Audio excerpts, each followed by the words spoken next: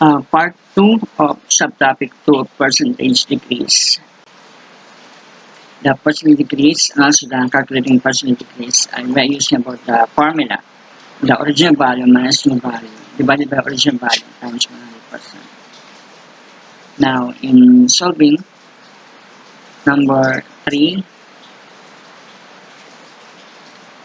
ang formula natin is the original value minus new value divided by original value.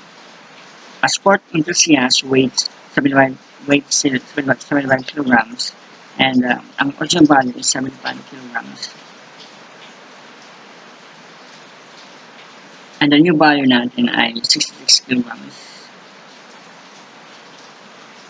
divided by the original value is 75 kilograms times 100%.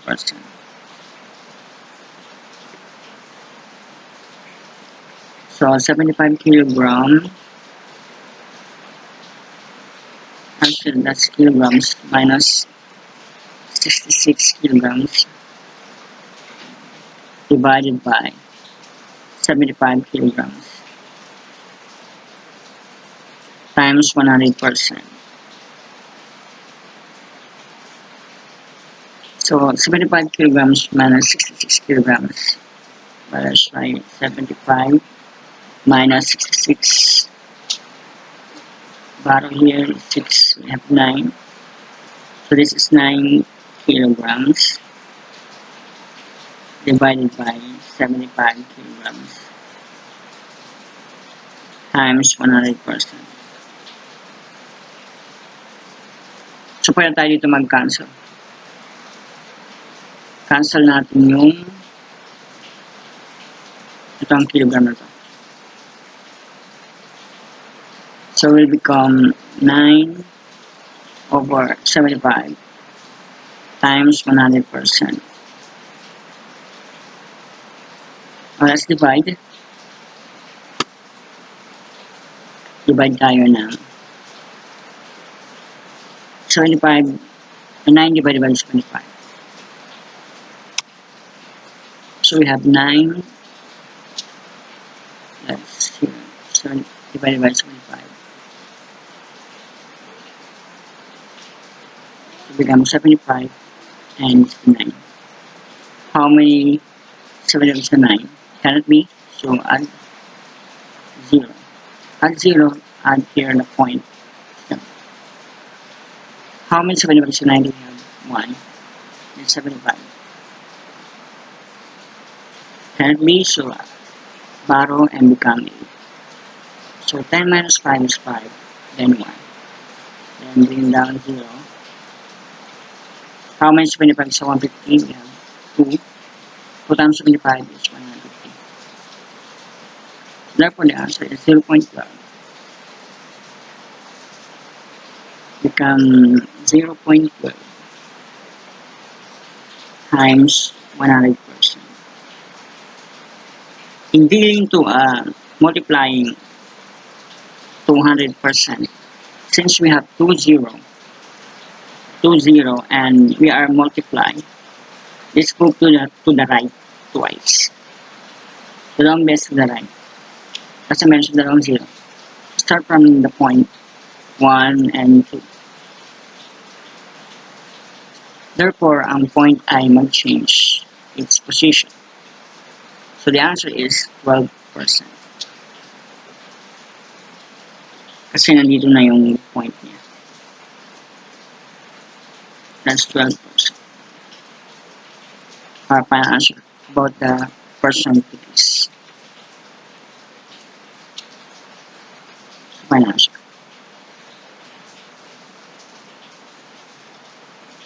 Next, Joseph wants to decrease his sugar level intake from 9 teaspoons daily to 6 teaspoons to maintain a normal and healthy diet. How much percentage decrease is from 9 teaspoons to 6 teaspoons of sugar? Now, the formula is the original value minus new value divided by original value times 100%. Ang original value natin is 9. Ang new value is 6. Original value is 9. So solving 9 minus 6 divided by 9 times 100%.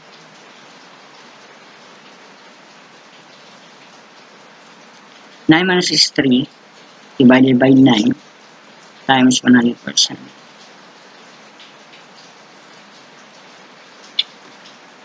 Now let's divide.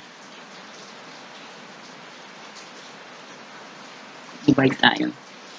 It's become 9 and it's the 3. How many 9s which can it be? We have add tayo ng 0.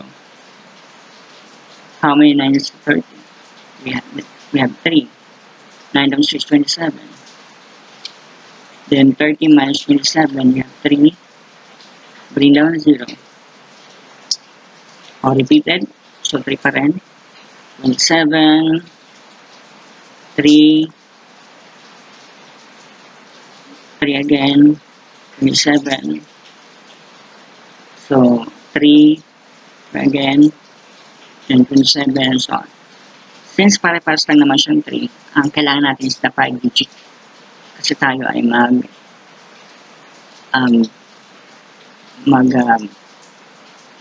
tawag doon is to change the number.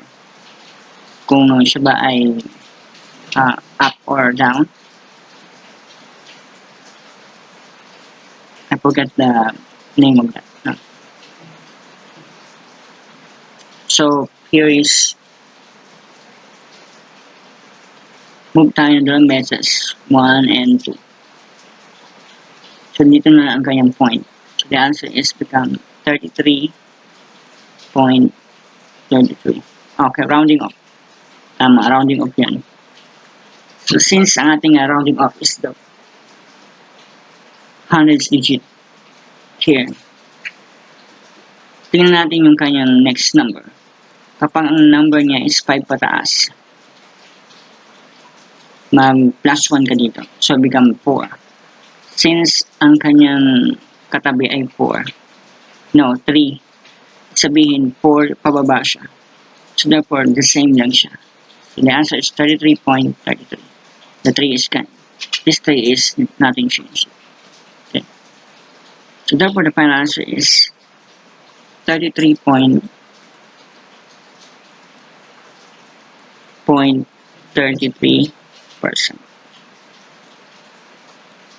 About the percentage decrease.